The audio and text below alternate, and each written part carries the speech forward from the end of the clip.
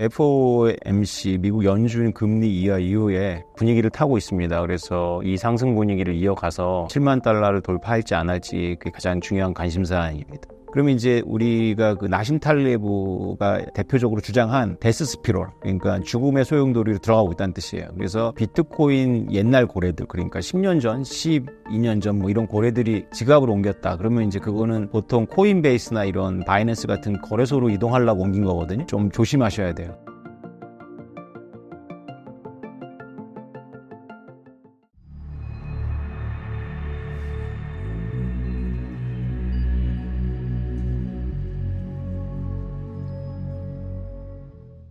네, 안녕하세요. 오태민입니다. 저는 2014년도에 비트코인 발견하고 지금까지 비트코인 관련해서 책 쓰고 강연하고 프로젝트를 진행하고 있습니다. 비트코인이 7,200만 원까지 갔다가 현재 8,500만 원 선으로 회복했습니다. 현재 분위기 어떻게 보시나요? 현재 분위기는 FOMC 미국 연준 금리 인하 이후에 분위기를 타고 있습니다. 그래서 이 상승 분위기를 이어가서 7만 달러를 돌파할지 안 할지 그게 가장 중요한 관심사입니다. 그러니까 불과 한 두어 달 전부터 시작됐던 급격한 하락, 그 국면은 이제 또 옛날 얘기가 된 거죠. 네. 미국의 여러 이벤트로 인해서 비트코인 가격이 계속 영향을 받는 건가요? 네, 최근에는 이제 그게 이젤 이슈가 있다 보니까 그렇게 연결이 되고요. 특히 나스닥 주식들하고 연동성이 되게 강합니다. 근데 장기적으로 보면 그렇게 상관관계라고 하는데 상황이 높지 않아요. 왜냐하면 그게 만났다 떨어졌다 하는 거죠. 그래서 비트코인 제가 보니까 장이 좋을 때는 월가의 흐름하고 비슷하게 갑니다. 그래서 미세 조정은 기존의 다른 자산들하고 같이 움직이고요. 비트코인 장이 안 좋을 때는 혼자 움직입니다. 그래서 전체적으로 하면 상황이 되게 낮죠. 그러니까 예를 들면 이제 2022년, 2023년 같은 경우에는 주식이 좋아도 비트코인 혼자 떨어지고 그렇습니다. 그냥 혼자만의 이슈들이 있거든요. 상관관계가 깊어진 이유가 미국의 비트코인 ETF 승인 영향도 있을까요? 그것도 영향이 있겠죠. 왜 그러냐면 이제 ETF 승인 이후에 본격적으로 월가 기관들이 비트코인을 일부 투자하고 있기 때문에 다른 자산들보다 더 빠르게 선도적으로 움직일 수 있어요.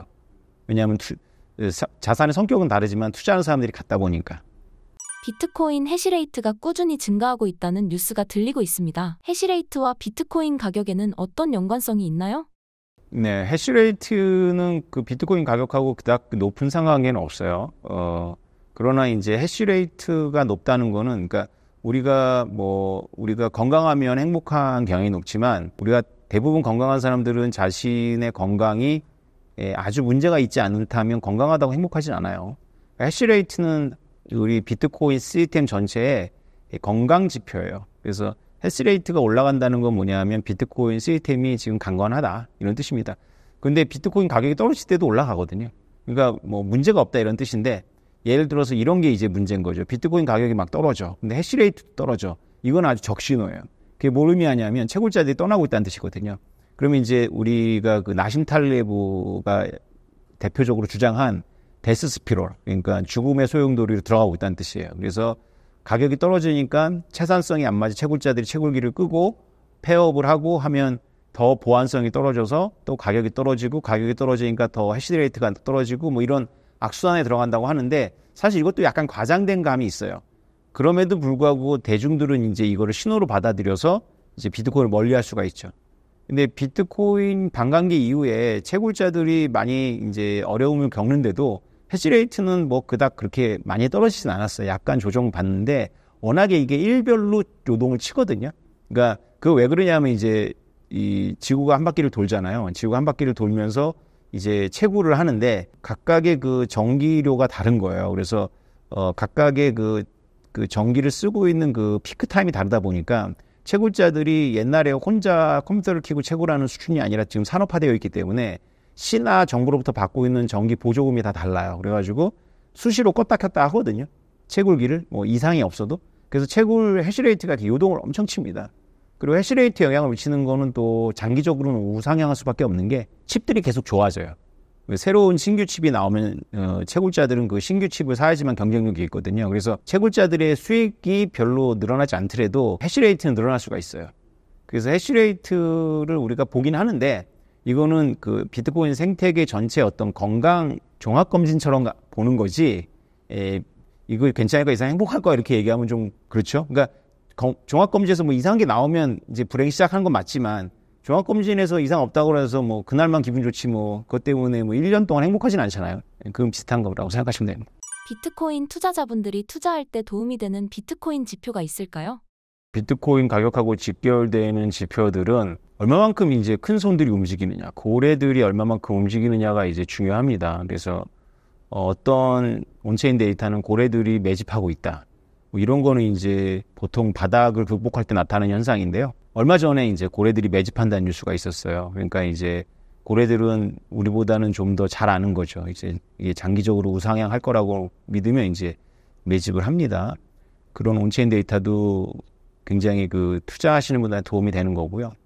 또 하나는 이제 그렇게 들여다보지 않아도 그 나오는 뉴스가 있어요. 뒤에 질문하고도 연결되는데 비트코인 옛날 고래들, 그러니까 10년 전, 12년 전 뭐 이런 고래들이 지갑을 옮겼다. 그러면 이제 그거는 보통 코인베이스나 이런 바이낸스 같은 거래소로 이동하려고 옮긴 거거든요. 그러면 이제 좀 조심하셔야 돼요. 요번에 되게 이상한 현상이 발생했죠. 지난주인가 뭐 아주 초기 15년 된 비트코인이 움직였어요. 그러면 지금 뭐 그것 때문에 약간 폭락을 해서 6만 달러가 다시 깨져야 되거든요. 근데 6만 달러를 너끈히 지키고 있는 걸 봐서는 되게 이상한 현상이라고 볼 수 있죠. 최근 비트코인 채굴자들 상황은 어떤가요? 네, 뭐 채굴자들 뉴스에서 특별한 거는 없었어요. 채굴자들이 시한성이 안 맞아가지고 힘들어하고 뭐 이런다는 뉴스는 간혹 나왔는데 각자 또 채굴업자들이 여러 군데랑 이제 사업 협력을 하고 뭐 서로 이제 M&A 같은 걸 하면서 부족한 이제 수익성을 M&A나 이런 몸집을 키우는 쪽으로 이제 방어하는 그런 뉴스들이 좀 있었고요. 그 다음에 전혀 채굴과 무관한 북쪽에서는 노르웨이나 이런 쪽에서 이제 난방 산업을 한다거나, 그 다음에 채굴자들이 AI의 이제 데이터 센터 역할을 하면서 부업을 한다거나. 그러니까 이게 착각하면 안 되는 게 채굴기는 그 해시만 만들기에 특화되어 있지 채굴기가 그 무슨 AI의 그 데이터를 보조할 수 있는 그런 시스템은 아니에요. 근데 채굴장은 좀 얘기가 다른 게 채굴장은 채굴기를 유지하기 위해서 환기 되게 잘 되어 있고요. 냉방 시설 잘 되어 있어요. 그 다음에 무엇보다 전력을 아주 저렴하게 공급할 수 있잖아요. 그래서 여기다가 이제 AI 데이터 센터에 필요한 컴퓨터를 넣어 놓으면 AI가 갑자기 폭증할 때 이런 걸 찾거든요. 예, 다른 데보다 훨씬 더 효율적으로.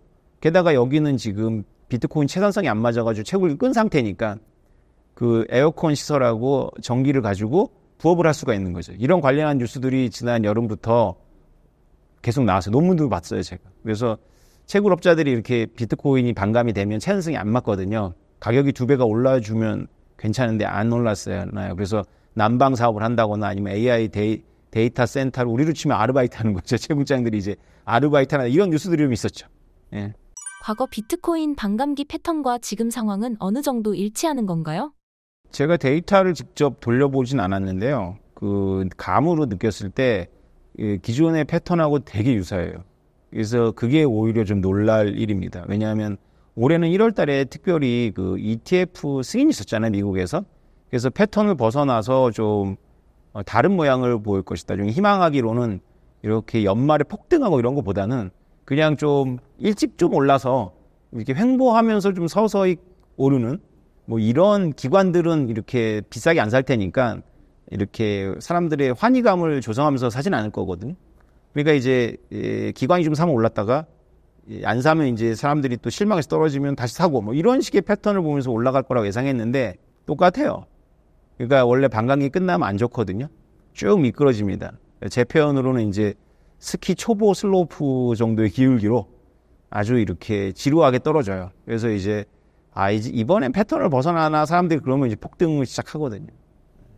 압력이 이렇게 누적이 되는 거죠. 압력이. 이번에 굉장히 비슷하게 가는 것 같아요. 얼마 전에 보니까 그 6월 달인가 비트코인 다 팔았다가는 광한국 작가가 다시 사기 시작했다고 얘기를 하더라고요. 인간 지표니까 고민하십시오.